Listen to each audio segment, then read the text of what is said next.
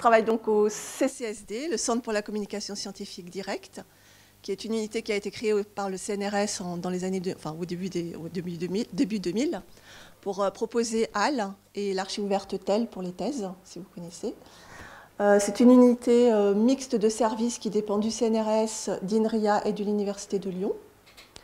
Et il propose entre autres services, l'archive ouverte HAL, TEL, HAL-SHS, etc., mais aussi un service de gestion de congrès qui s'appelle ScienceConf, que vous connaissez peut-être, et aussi la plateforme Episcience, qui est une plateforme qui héberge des revues en libre accès.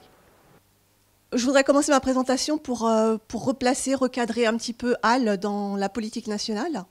Je ne sais pas si vous savez, mais la politique française nationale en matière d'open access et notamment la voie verte repose principalement sur HAL, son développement en tant que plateforme mutualisée et son interconnexion avec d'autres archives des établissements. Par exemple, SAM est une archive partenaire. Donc en 2013, une convention a été signée, qui a été signée par 25 organismes, 25 associations. Vous trouverez l'AMU, la CPU, l'INSERM, l'INRIA, etc. Et le texte de cette convention a pour objectif le développement des archives ouvertes, en se basant notamment sur le développement de HAL en tant que plateforme mutualisée pour le dépôt des publications dans une archive ouverte. Donc elle prévoit deux modes de mutualisation, donc soit tout comme vient de le présenter Christine sur le principe de SAM, c'est-à-dire qu'une institution a sa propre archive développée avec un logiciel et duplique une partie ou la totalité de son contenu dans HAL, en important dans HAL. Et le deuxième mode de mutualisation, c'est un portail, avoir une archive institutionnelle nativement dans HAL. Donc c'est le cas de Pasteur, INSERM, INRIA. Sachant que le portail permet à l'établissement d'avoir tout comme une archive qui ne soit pas développée avec HAL, mais développer son archive institutionnelle avec sans justement les problèmes d'infrastructure et de développement, d'hébergement des données, etc. La dimension nationale de HAL a été renforcée l'année dernière par son inscription dans la feuille de route des infrastructures de recherche, la feuille de route du ministère. Cette feuille de route est un élément de stratégie de pilotage des infrastructures de recherche. Et HAL a été inscrite pour la première fois dans la catégorie information scientifique et technique, au même titre par exemple Percé ou Open Edition, que vous connaissez sans doute. Voilà, donc ça c'est la place de HAL dans la politique et c'est pour ça qu'on parle souvent d'archives nationales, de dimension nationale. Alors pourquoi le choix de HAL? Donc comme je vous l'ai dit tout à l'heure, elle a été créée en 2000 et elle a été créée par le CNRS et si le CNRS est implanté vraiment sur tout le territoire et parfois au-delà, et donc elle mettait à la disposition dès son origine à tous les chercheurs qui travaillent dans les unités CNRS, qu'ils soient chercheurs CNRS ou qu'ils soient enseignants-chercheurs d'une institution, enfin d'un établissement, bien qu'ils soient INSERM, Pasteur, tous les chercheurs de ces unités pouvaient disposer de HAL. Donc la politique nationale n'a fait que s'appuyer sur un existant qui était déjà solide, puisque HAL était déjà utilisé par une communauté assez large. Donc voilà la page d'accueil de HAL. Alors c'est ce qu'on appelle la page d'accueil de HAL générique, puisqu'il faut avoir en tête que HAL, c'est un seul entrepôt de données. Si vous déposez les chercheurs qui passent par le portail à l'INSERM, HAL Pasteur, à l'INRIA, déposent dans HAL, dans cet unique entrepôt de données. Et les portails, comme les collections de laboratoire, sont des sous-ensembles qui permettent de donner accès aux publications qui sont relatives à l'institution ou au laboratoire qui a ce portail ou cette collection.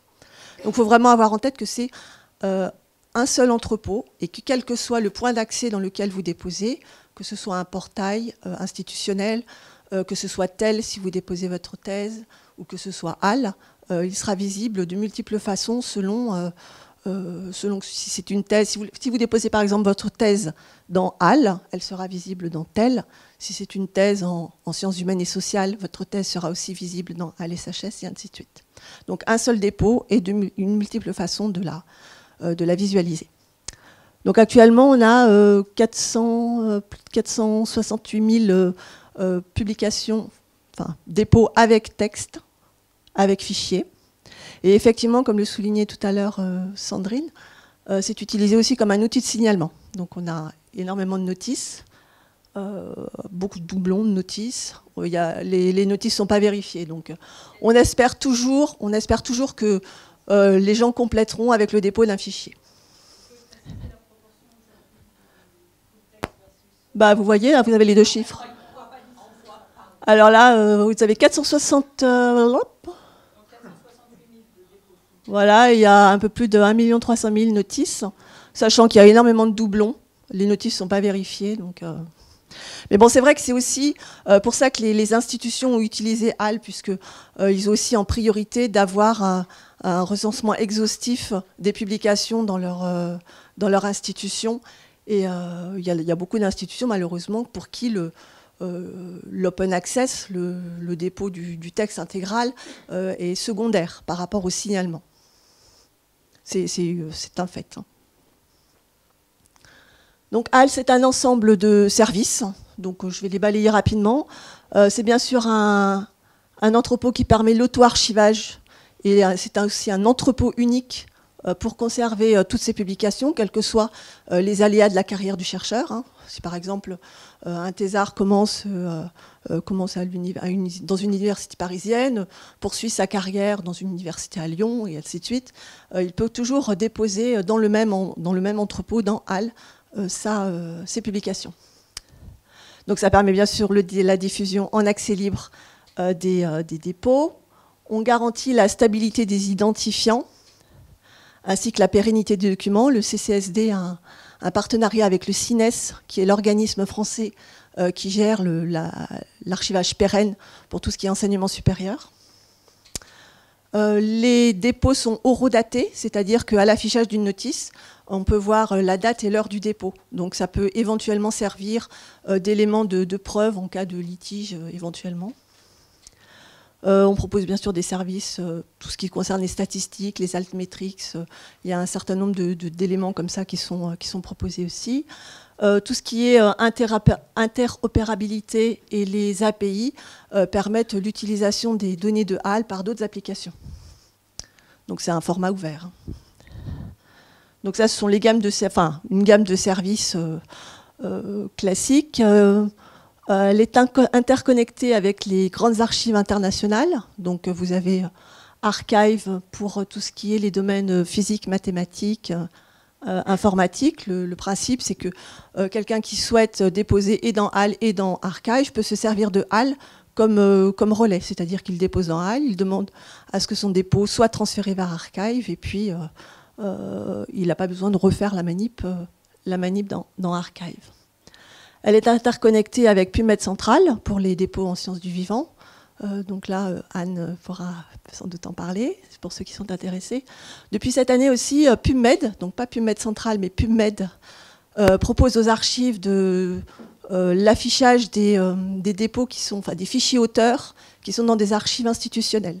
Donc depuis mars-avril, on signale aussi dans PubMed les dépôts qui ont... Donc, comment ça marche? Tout dépôt qui a un PMID dans HAL et qui a un fichier auteur visible immédiatement, donc qui n'est pas sous embargo, on le transfère à PubMed et de façon à ce qu'il puisse être consulté depuis PubMed. Ça peut être très utile pour un lecteur quand il n'a pas accès à l'article, parce qu'à cause des abonnements, il a accès directement au fichier auteur. Donc pour les domaines en économie-finance, elle est interconnectée avec REPEC, qui est vraiment la base de données de référence pour ces domaines-là. Et elle est moissonnée par OpenAir. Donc elle est un data provider d'OpenAir. Donc tout le contenu de HAL se trouve dans OpenAir. Mais si dans vos dépôts, je ne sais pas si vous savez, mais il y a une métadonnée qui permet de référencer le projet européen. Donc si vous avez bien référencé votre projet européen dans le dépôt, lorsque vous consulterez la liste des publications pour ce projet sur la base OpenAir, vous les verrez affichées.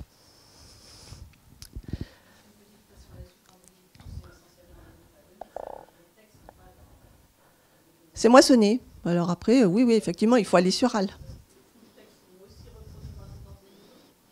Non, OpenAir. Moi, je parle d'OpenAir.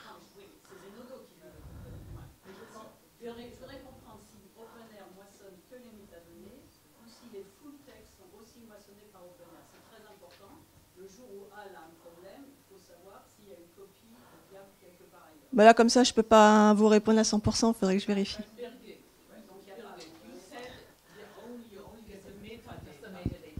Yes, voilà. Ben voilà, vous avez la réponse. Donc, par rapport à la gamme de services proposés, il y en a 2 qui sont spécifiquement dédiés plus précisément aux chercheurs, aux auteurs des publications. Vous en avez peut-être entendu parler. Il s'agit de l'IDHAL, qui est un identifiant auteur qui permet le principe d'un identifiant auteur dans une base de données bibliographiques ou dans une archive ouverte. C'est vraiment de s'assurer que toutes les publications sont bien associées à l'auteur, quelle que soit la forme avec laquelle il a été saisi dans la base de données. Par exemple, si la forme de votre nom, c'est l'initiale de votre prénom plus le nom, ou alors votre prénom entier plus le nom, ou alors si vous avez des homonymes aussi, c'est une façon aussi de bien associer les bonnes publications à la bonne forme auteur. Dans cet idéal, vous pouvez stocker aussi vos autres identifiants auteurs qui sont sur d'autres plateformes. Donc c'est le cas d'Orchid, du Researcher ID, de l'IDREF. Vous pouvez également y stocker vos comptes sur les réseaux sociaux, par exemple Academia, ResearchGate. Vous pouvez tout à fait les ajouter, de même que votre compte LinkedIn. Donc cet idéal permet justement d'être sûr des publications qui sont associées à vous en tant qu'auteur. Et tous ces éléments sont affichés et présents et visibles depuis la notice. Donc par exemple, vous regarderez, quand vous déployez les informations relatives à l'auteur sur un dépôt, vous avez ces informations-là, toutes les informations qu'il a stockées dans son idéal qui sont visibles. Donc ça permet à un lecteur de rebondir sur les autres plateformes. Un autre service qui est aussi spécifiquement dédié aux chercheurs, c'est la fonctionnalité de CV. Le CV affiche à minimum la liste des publications qui sont déposées, mais vous pouvez aussi, il y a un formulaire libre qui permet d'y ajouter vos recherches, vos enseignements. Vous pouvez afficher sous forme de widget la liste de vos co-auteurs, les revues dans lesquelles vous publiez. Vous pouvez aussi afficher dans votre CV les comptes, les différents autres identifiants ou profils que vous avez ajoutés. Et lorsque vous vous connectez en tant que propriétaire de ce CV, vous avez accès aussi aux statistiques de consultation. C'est toujours un élément intéressant à connaître. Et donc le CV a une URL pérenne qui est toujours construite de la même façon, cvarchive-ouverte.fr/l'idéal, c'est-à-dire la forme de l'identifiant que vous vous êtes créé.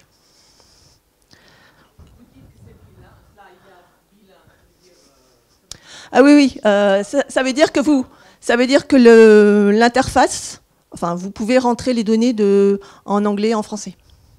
Donc selon la façon dont l'interface, comment l'utilisateur a configuré son interface, son navigateur web, vous tomberez sur la partie en anglais ou en français. On fait les ateliers tout à l'heure, donc éventuellement on peut regarder. Voilà, ça c'était pour vous montrer que l'idéal était utilisé de multiples façons, notamment dans d'autres applications. C'est la force aussi des API. C'est une illustration de l'utilisation des API dont je vous parlais tout à l'heure. Donc c'est l'occasion aussi aujourd'hui de vous présenter, comme on en a parlé tout à l'heure, des évolutions qu'on a mises en service le mois dernier. Donc la principale, et qui va certainement concerner tous ceux qui peinent à déposer, qui n'ont pas envie de déposer ou qui trouvent que c'est compliqué de déposer, c'est la nouvelle interface de dépôt qui vise vraiment à simplifier et à faciliter le dépôt. c'était vraiment une très forte demande des utilisateurs et c'était vraiment dans la feuille de route du CCSD un objectif prioritaire. Donc on est assez content de l'avoir mise en œuvre et puis les retours sont très positifs même. On parle bien de celle qui a été faite par Dissémine. Non, c'est encore non, là, Dissémine, c'est pas HAL. Donc moi, je parle de HAL. Okay, là, donc ça, c'est une nouvelle plateforme. C'est pas une nouvelle plateforme, c'est une nouvelle interface de dépôt. On l'a présentée le mois dernier. Elle a été mise en service le 25. Voilà. Donc les objectifs, c'est donc de faciliter. Donc pour ceux qui connaissent, il y avait 4 étapes jusqu'à présent, donc 4 fenêtres qui se succédaient. Donc là, on a tout ramassé sur une seule fenêtre avec une navigation libre entre les différentes parties. On a tenu à conserver la qualité des métadonnées, donc il y a encore un certain nombre de métadonnées qui restent obligatoires, même si on a levé, on a allégé. Il y a un souci ? Non. Même si on a allégé certaines obligations. Et on a tout de même, on a quand même voulu ne pas tout chambouler. C'est-à-dire, on a quand même cherché à conserver une familiarité, parce qu'il y a quand même pas mal de gens qui ont l'habitude de déposer. Donc l'idée, c'était de leur faciliter le dépôt, mais pas non plus de les paumer ou de les embêter pour qu'ils s'adaptent à autre chose. Donc juste une petite capture. Une petite capture d'écran pour voir si vous arrivez à voir ce que ça donne. Donc, on met vraiment l'accent sur la récupération automatique des métadonnées depuis le fichier PDF. C'est-à-dire que le principe, c'est de télécharger donc votre fichier. Je ne sais pas si vous avez entendu parler d'une application qui s'appelle Grobid, qui est utilisée dans ResearchGate notamment, qui récupère les informations qui sont présentes dans le fichier pour compléter automatiquement le formulaire. Donc si par exemple dans le fichier il y a la présence d'un DOI, on va en plus interroger Crossref pour récupérer et compléter les métadonnées de façon à compléter aussi le formulaire. Donc voilà, vous avez différentes sections, le téléchargement du fichier, les métadonnées du document, les données auteurs, toujours avec l'affiliation. Et là, auparavant, on obligeait à affilier tous les auteurs présents dans le dépôt. Et donc là, on a levé cette obligation et on demande à ce qu'il y ait au moins un auteur qui soit affilié. Donc ça allège aussi sensiblement le dépôt. Voilà, il y a aussi le principe d'une vue simplifiée et d'une vue détaillée. Donc la vue simplifiée ne présente que les métadonnées qui sont obligatoires et celles qui ont été récupérées automatiquement lors de l'extraction des métadonnées à partir du fichier ou à partir du DOI. Et on peut basculer facilement sur une vue détaillée, je ne sais pas si vous voyez un petit peu en haut à gauche, et si on souhaite compléter. Donc si par exemple vous souhaitez compléter, ajouter une référence à un projet ANR, il faudra, comme ce n'est pas une donnée obligatoire, il faudra aller sur la vue détaillée. Si vous voulez ajouter un embargo, par exemple, sur un fichier, c'est pareil, il faudra aller sur la vue détaillée du dépôt pour pouvoir ajouter cette information. Donc là, ça reprend un petit peu ce que je viens de dire. Voilà, ça c'était pour reprendre un petit peu mon discours. Ce qu'on essaye de faire aussi, c'est il y a donc l'extraction automatique des métadonnées à partir du fichier, à partir du DOI, et on met aussi en place un algorithme pour affilier les auteurs. C'est-à-dire qu'on va se servir des informations comme la dernière affiliation dans HAL, qui est connue, on va la proposer pour le dépôt, de façon à compléter et à enrichir automatiquement cette information.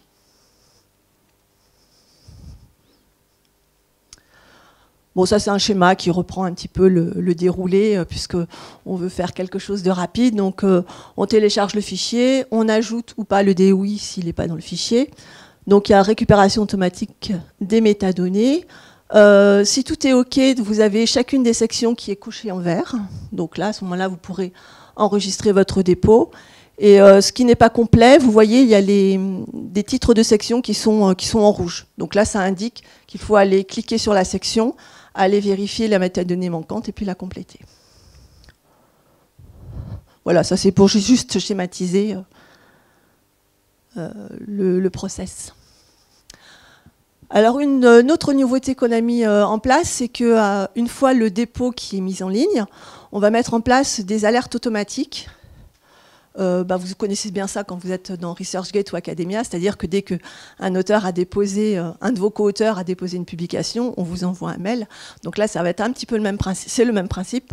C'est-à-dire que si vous, en tant qu'auteur, un de vos co-auteurs a déposé une publication, si vous avez un compte dans HAL, et si vous êtes identifié comme tel aussi, parce que toujours avec cet algorithme d'affiliation, on va quand même matcher avec d'autres informations dans le référentiel, vous allez recevoir un mail vous disant, voilà, votre co-auteur a déposé cette publication, vous pouvez aller la compléter, la modifier, ajouter le fichier s'il n'y a pas, par exemple.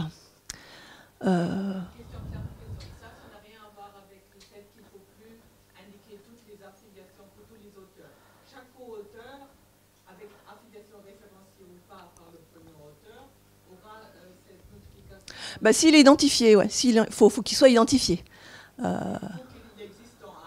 Bien sûr, il faut qu'il existe dans HAL, mais il faut qu'on soit sûr. C'est-à-dire qu'il faut vraiment que la forme prénom, nom, éventuellement le mail. On en parlera, si vous voulez. Enfin bref, le principe aussi, c'est que justement, avec ce partage de propriété, donc le partage de propriété, il y en a certains qui... il y a une espèce de confusion avec les termes, c'est pas du tout une appropriation intellectuelle du contenu. Hein. Le partage de propriété, c'est simplement les droits d'édition sur le dépôt. Donc, si par exemple, vous recevez ce mail et puis que vous êtes effectivement le co-auteur de cette publication, vous l'aurez à nouveau... Cette publication apparaîtra dans votre espace, même si vous ne l'avez pas déposée, et vous aurez tout loisir d'aller corriger l'affiliation si elle n'est pas correcte, ou bien de compléter, de rajouter des données qui vous semblent importantes. Voilà. Bon, de la même façon, les référents structures et les administrateurs de portail reçoivent aussi des mails pour être tenus au courant de ce qui est déposé dans leur portail et éventuellement aussi apporter des corrections si nécessaire. Alors, vous avez la possibilité de ne pas recevoir ces informations. Tout ça, c'est ce paramètre dans votre profil, puisqu'il y a une nouvelle fonctionnalité qui s'appelle préférence de mail, qui vous permet de cocher, décocher, si jamais... je pense qu'en tant qu'auteur, c'est intéressant. Peut-être pour les administrateurs des portails, c'est un peu plus pénible.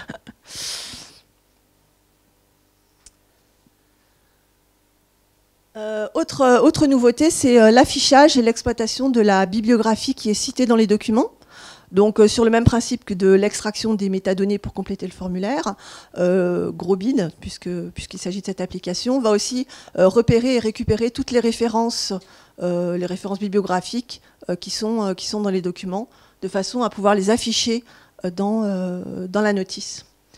Donc, on ne se contente pas de les afficher, on va aussi rechercher si ces ressources sont disponibles en libre accès. Si par exemple une de ces références existe déjà dans HAL, on va le signaler à la visualisation et on va aussi rechercher tout ce qui est disponible en libre accès de façon à ce que le lecteur puisse aller rebondir et aller consulter ces informations. La personne qui est propriétaire, enfin qui a les droits d'édition sur ce fichier sur ce dépôt, peut aller modifier les références si jamais ce qui a été récupéré n'est pas tout à fait correct. Mais en tout cas, tous les lecteurs, n'importe quel lecteur qui veut télécharger et récupérer pour exploiter la biblio peut le faire aussi, puisque c'est une fonctionnalité qu'on offre aux lecteurs. C'est bon, j'ai encore le temps? Il faut que j'aille vite.